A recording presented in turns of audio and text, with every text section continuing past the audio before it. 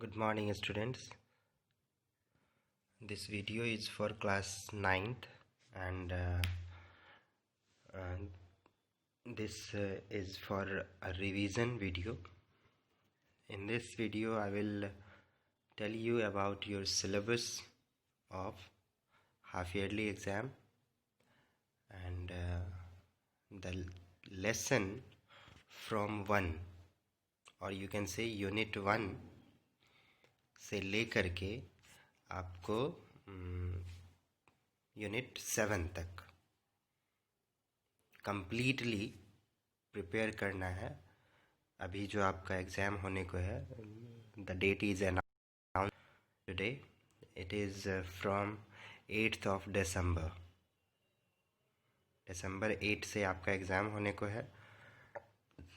So which type of questions will be asked from literature I will tell you today. So first of all, chapter 1 से लेकर के chapter 1 from here till you have to prepare till chapter 7 means including the poem also. Poem को उसमें include करना है, poem भी उसी में है, ठीक है, पोएम उसी में रहेंगे।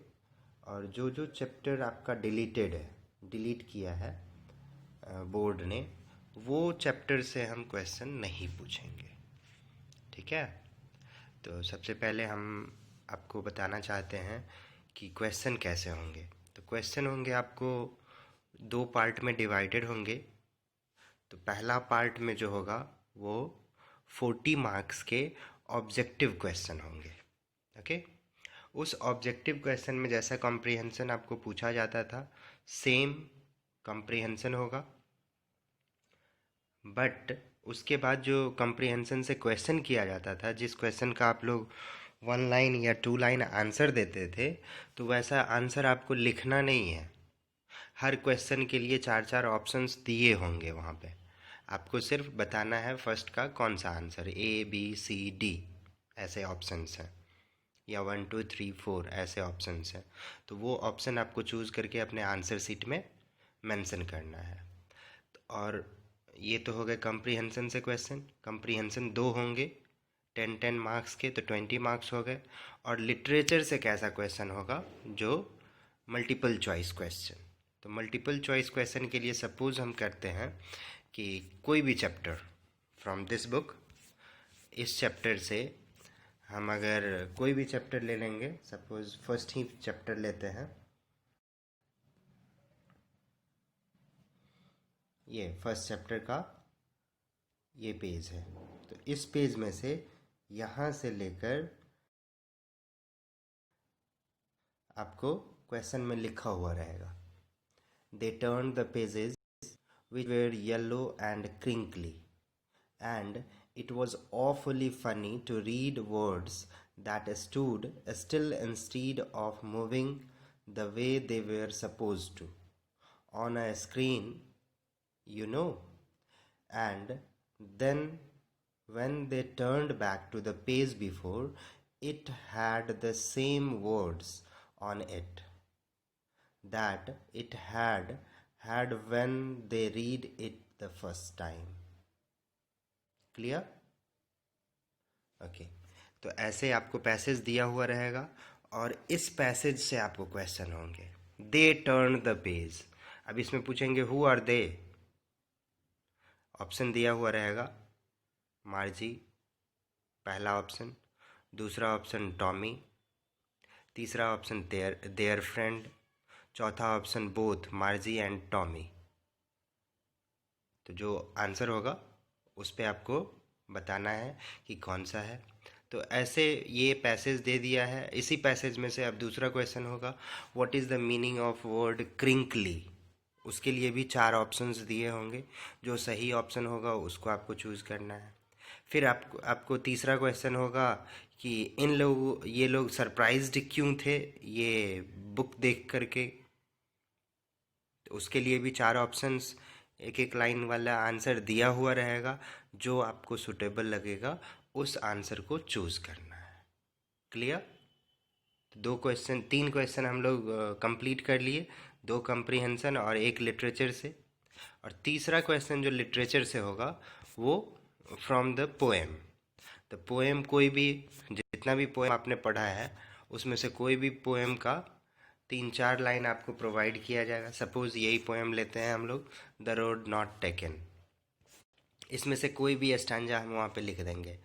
सपोज ये, and both the morning equally lay, that morning equally lay, in leaves no steps, no step had trodden black.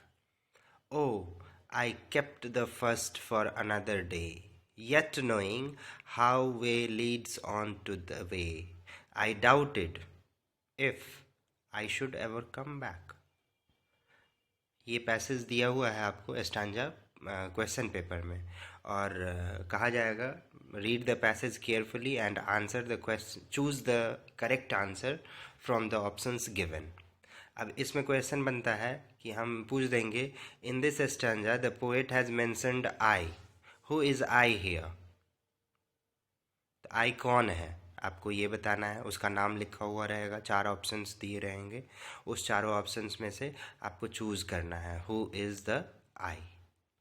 तो आई कौन होगा यहाँ पे आप लोग जानते हैं, the poet itself, Robert Frost. तो चैप्टर का नाम, चैप्टर का ऑथर का नाम, या पोएम है तो पोएट का नाम, ये सब आपको प्रिपेयर करने हैं। और वर्ड मीनिंग पहले से ही हम आपको बता रहे हैं कि वर्ड मीनिंग भी बहुत ही इम्पोर्टेंट होता है, तो उसको भी आप लोग प्रिपेयर करते रहिएगा। और इसका राइमिंग स्कीम भी पूछ सकते हैं, राइमिंग स्कीम आप लोग फाइंड आउट कर सकते हैं। जैसे कि इसी स्टैंजा का हम लोग राइमिंग स्कीम फाइंड आउट करने के लिए लास्ट वर्ड को रिकॉग्नाइज करते हैं। Suppose the first line has the last word lay, second line black, third day, fourth way और फिफ्थ ब्लैक। तो इसका राइमिंग स्कीम क्या होगा, A B A A B, A B A B. आया समझ में? ये वाला ए होगा, ये वाला बी होगा, डिफरेंट साउंड है, और ये वाला ए होगा, और ये वाला ए होगा, और ये फिर बी होगा।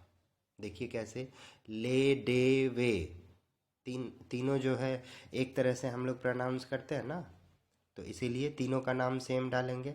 और ब्लैक और बैक दोनों का सेम साउंड प्रोड्यूस कर रहा है, that's why you have to choose the correct answer. That will be correct answer क्या होगा, A, wait I will write here, A correct answer होगा, B A A B।